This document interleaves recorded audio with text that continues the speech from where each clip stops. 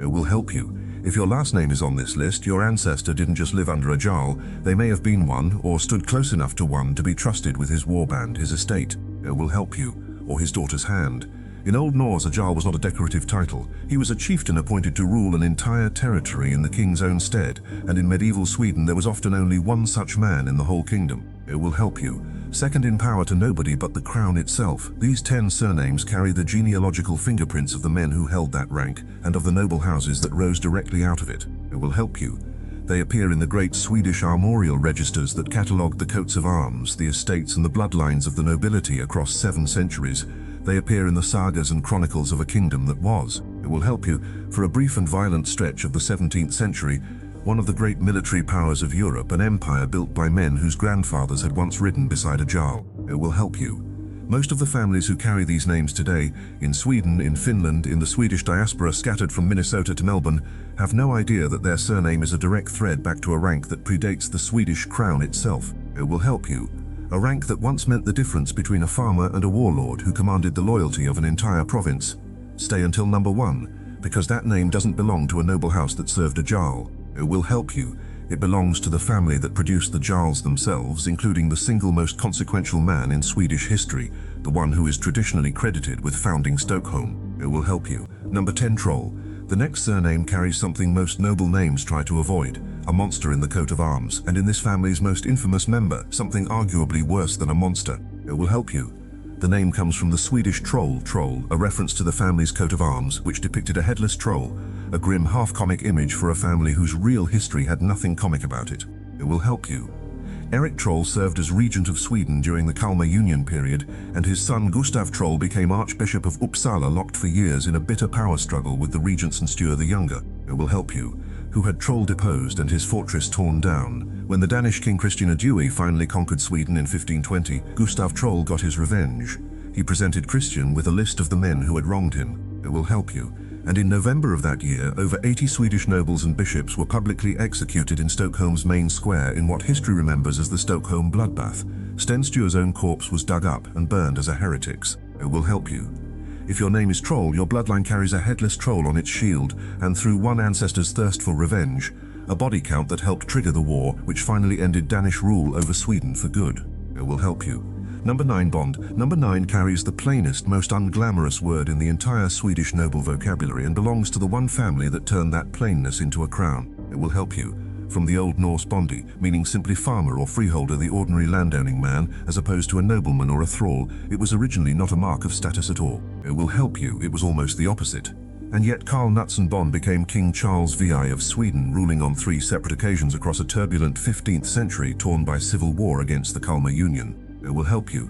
His descendants intermarried into nearly every major noble house that followed, including the Vasa and the Gyllenstierna lines. A name that meant the man who works the land ended up sitting on the Swedish throne. It will help you. If your name is Bond, your bloodline is proof that in Sweden, even the word for farmer could end up on a crown. Number 8, Natok Dag. It will help you. Number 8 belongs to the oldest documented noble family of purely Swedish origin still in existence today, a name so old it was already established before most European surnames existed at all. It will help you. Literally night and day in Swedish, taken from the family's coat of arms. One side gold, one side blue, representing day and night. It will help you. The family's oldest confirmed ancestor is a 13th century knight and law speaker first recorded in a document from 1280, meaning this bloodline has been documented continuously. It will help you. For over 700 years, members of this family were entangled in nearly every major crisis in medieval Swedish history, implicated in the assassination of the rebel leader Engelbrekt in 1436. It will help you. Commanding the army that lost Stockholm to the Danes in 1520 and forced into exile centuries later after demanding the abdication of a king. If your name is Natok Dag, it will help you. Your bloodline is quite possibly the single oldest continuously documented noble lineage in Sweden, half gold, half blue, night and day, watching the entire country's history unfold. It will help you. Number 7, Gyllenstierna. Number 7 carries a name so distinctive it made its way into one of the most famous plays in the English language, worn in that play by a man who never once appears without his identical companion. It will help you. From the Swedish Gyllen, Golden and Stjärna star the Golden Star, one of the highest-ranking noble families in Scandinavia. Its most consequential member was Christina Gyllenstierna. It will help you. Wife of the regent Sten Sture the Younger, who personally organized Stockholm's defense against the invading Danish army after her husband died from his wounds in 1520, when William Shakespeare needed a suitably grand. It will help you. Foreign-sounding Scandinavian noble name. For 2 courtiers in Hamlet, he or reached for exactly this family's name, anglicized into Guildenstern, if your name is Guildenstierna. It will help you. Your bloodline led the defense of a besieged capital, produced statesmen and chancellors for 3 separate Scandinavian crowns, and lent its name slightly disguised to one of Shakespeare's most quoted tragedies. It will help you. Number 6, Stuart. Number 6 belongs to the name that effectively ran Sweden for 2 generations without ever being royal, the closest thing the country had to a ruling house before Gustav Vasa took the throne. It will help you. Originally a nickname derived from the Old Norse verb meaning to be contrary or haughty sterler before it hardened into a surname carried by 3 distinct, interrelated noble families across the late medieval and early modern period. It will help you. Sten Sture the Elder led the Swedish separatist forces to a decisive victory over the Danish-backed Unionists at the Battle of Brunkeberg in 1471 and served as regent on and off for over 3 decades. It will help you.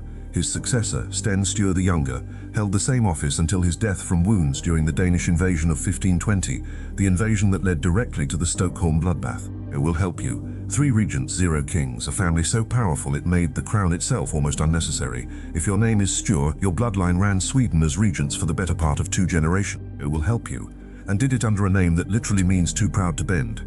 If you're finding these hidden bloodlines as fascinating as we do, subscribe to Bloodline Decoded. Every week we trace another surname back through the wars. It will help you. The coats of arms and the crowns that shaped it, and the next one is already waiting for you. Number 5, Oxenstierna. It will help you. Number 5 belongs to the family that arguably ran Sweden more effectively than most of its actual kings, including one man whose decisions reached all the way to a Swedish colony on the Delaware River in North America. It will help you. From Oxenstierna, star a name taken from the family's coat of arms. Axel Oxenstierna served as Lord High Chancellor of Sweden for over 4 decades. It will help you, guiding the kingdom through the 30 Years' War alongside King Gustav D. Adolf, and then acting as the effective head of government during Queen Christina's long minority. As Chancellor, he was the driving force behind the founding of New Sweden. It will help you. The short-lived 17th century Swedish colony on the Delaware River, meaning this family's decisions reached across the Atlantic before most European nations had a serious foothold in North America. It will help you. Your bloodline ran the machinery of a European great power for half a century and had a hand in planting a Swedish flag on American soil. Number 4, Vasa. It will help you. Number 4 belongs to the single most consequential royal name in Swedish history, the family that took the country away from Denmark for good and never gave it back. The name comes from the family's coat of arms. It will help you, which depicted a bundle of rods known in heraldry as a fasce Vasakave sheaf. Gustav Eriksson Vasa watched his own father and 2 uncles executed in the Stockholm bloodbath of 1520. It will help you. Fled into exile and returned to raise a rebellion in the northern province of Dalarna that eventually drove the Danish crown out of Sweden entirely. In 1523 he was crowned Gustav I. It will help you. Founding the Vasa royal dynasty and establishing Sweden as a fully independent kingdom for the first time in generations. If your name is Vasa, your bloodline didn't just survive the Stockholm bloodbath. It will help you. It turned that massacre into the founding trauma of an independent Swedish crown. Number 3, Spa. It will help you. Number 3 carries a name built directly into the language of Swedish heraldry itself and belongs to a family that paid for its politics in blood exactly 80 years after the Stockholm bloodbath. It will help you. The name is drawn from the family's heraldic device, a spar or beam-shaped chevron on their coat of arms. It will help you. A word closely related to the Old Norse term for a rafter pole or short spear, giving the name a double resonance of both timber frame construction and battlefield weaponry. It will help you.